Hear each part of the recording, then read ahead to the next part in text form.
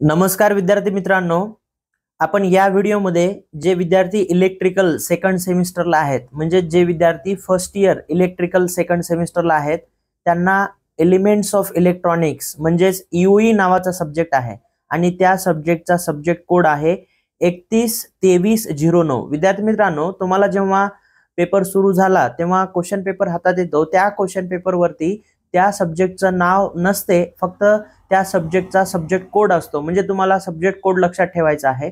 त्या subject code वरनं तुम्हाला तो कोणता सब्जेक्ट आहे, त्याचं नाव काय हे ओळखता येते। विद्यार्थी मित्रांनो, सध्या महाराष्ट्रामध्ये महाराष्ट्र स्टेट बोर्ड टेक्निकल एज्युकेशनचे एक्झाम सुरू आहेत, म्हणजे पॉलिटेक्निकचे एक्झाम सुरू आहेत।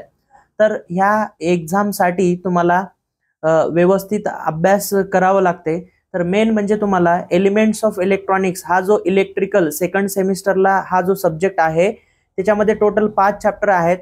तर 5 चॅप्टर पैकी या अगोदर या यूट्यूबच्या चॅनलवरती आयएमपी क्वेश्चन जे की तुम्हाला परीक्षेमध्ये येऊ शकतात असे questions chapter number 1, chapter number 2, chapter number 3 आणि चॅप्टर नंबर 5 चे आयएमपी क्वेश्चन्स अपलोड केलेले आहेत। ज्या विद्यार्थ्यांनी ते बघितलेलं नाही त्यांनी ते बघून घ्या, म्हणजेच येणाऱ्या परीक्षेमध्ये नक्की तुम्हाला फायदा होईल। तर चला विद्यार्थी मित्रांनो, आपण बघूया आयएमपी क्वेश्चन। तर या व्हिडिओमध्ये आपल्याला जो एलिमेंट्स ऑफ इलेक्ट्रॉनिक्स ईओई मध्ये जे 5 टॉपिक आहेत, त्याच्यापैकी जो चौथा टॉपिक आहे तुमचा ऑसिलेटर, त्याचे आयएमपी क्वेश्चन्स आपल्याला या व्हिडिओमध्ये बघायचे आहेत। तर हे क्वेश्चन्स तुम्हाला व्यवस्थित अभ्यास करायचा आहे। हे क्वेश्चन्स पहिल्यांदा तुम्हाला सोडून बघा, तुम्हाला येत असतील तर चांगलंच आहे, जर येत नसतील तर ह्या क्वेश्चनची प्रॅक्टिस करा, म्हणजे तुम्हाला येणाऱ्या परीक्षेमध्ये फायनल पेपरमध्ये ह्या क्वेश्चनचा नक्कीच फायदा होईल। तर युनिट नंबर 4 आहे ऑसिलेटर। ऑसिलेटरचे आयएमपी क्वेश्चन आपल्याला बघायचे आहेत। तर क्वेश्चन नंबर 1 आहे what is oscillator, give it's classification. ठीक आहे, ऑसिलेटरची तुम्हाला या प्रश्नामध्ये डेफिनेशन लिहायची आहे आणि ऑसिलेटर किती टाइप्सचे आहेत हे तुम्हाला लिहायचं आहे। क्लासिफिकेशन म्हणजे त्याचे टाइप्स, म्हणजे ट्री डायग्राम ड्रॉ करायचे आणि त्याचे जे डिफरंट टाइप्स आहेत ते टाइप्स लिहायचे। नेक्स्ट क्वेश्चन आहे state the types of feedback used for oscillator. किती टाइपचे फीडबॅक आपण ऑसिलेटर साठी वापरतो ते तुम्हाला या प्रश्नामध्ये लिहायचं आहे। क्वेश्चन नंबर 3 आहे स्टेट द बार्कोसन्स क्रायटेरिया। बार्कोसन्स क्रायटेरियाचं तुम्हाला ह्याच्यामध्ये स्टेटमेंट लिहायचं आहे। Next question compare positive and negative feedback. तर पॉझिटिव्ह फीडबॅक, निगेटिव्ह फीडबॅकचं या दोघांचं कंपॅरिझन लिहायचं आहे।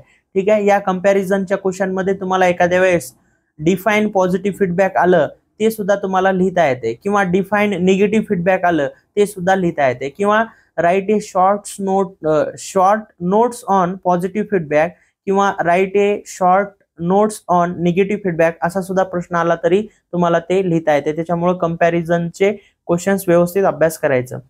Question number 5 draw the neat circuit diagram of RC phase shift oscillator, states its equation for output frequency. ठीक आहे, तर या क्वेश्चन मध्ये तुम्हाला आरसी फेज शिफ्ट ऑसिलेटरची सर्किट डायग्राम ड्रॉ करायची आहे। त्याच्यानंतर जे आउटपुट फ्रिक्वेन्सीचं इक्वेशन आहे ते इक्वेशन लक्षात ठेवा।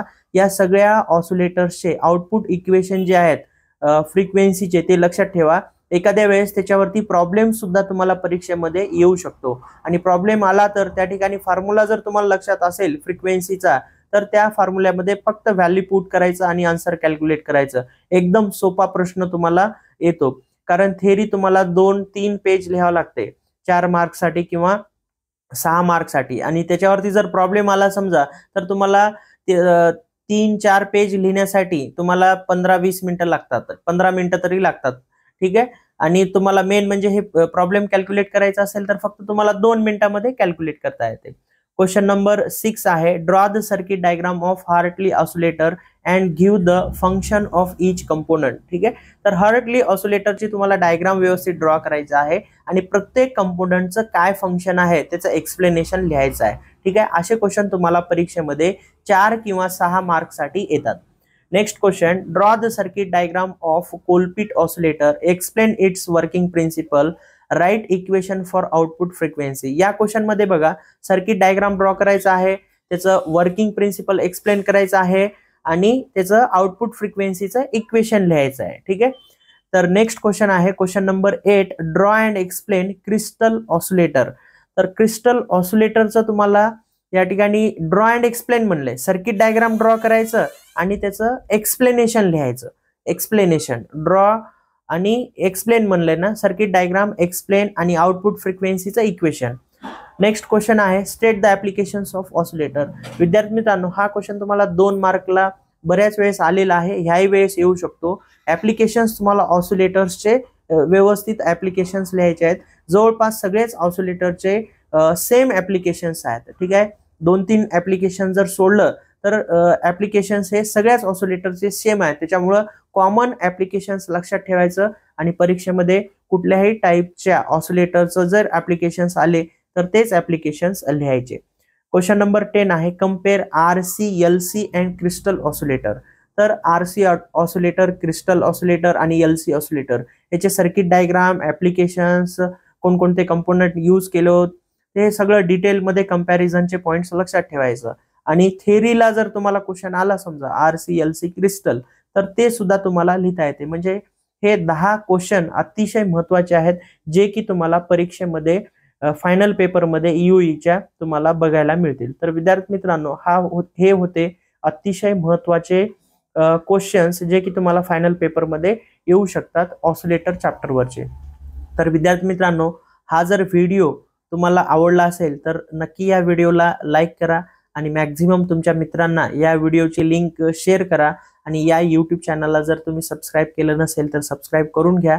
म्हणजेच तुम्हाला पॉलिटेक्निक रिलेटेड अपडेट्स असतील, पॉलिटेक्निक रिलेटेड सिलेबस असतील, पॉलिटेक्निक रिलेटेड जे बी इम्पॉर्टंट माहिती आहे या यूट्यूब चॅनलवरती अपलोड केल्या जाते. आणि या यूट्यूब चॅनलचा पॉलिटेक्निकसाठी तुम्हाला नक्कीच फायदा होणार आहे. तर विद्यार्थी मित्रांनो, या व्हिडिओमध्ये आपण इथंच थांबूया. पुन्हा भेटूया नेक्स्ट व्हिडिओमध्ये. जय हिंद, जय महाराष्ट्र.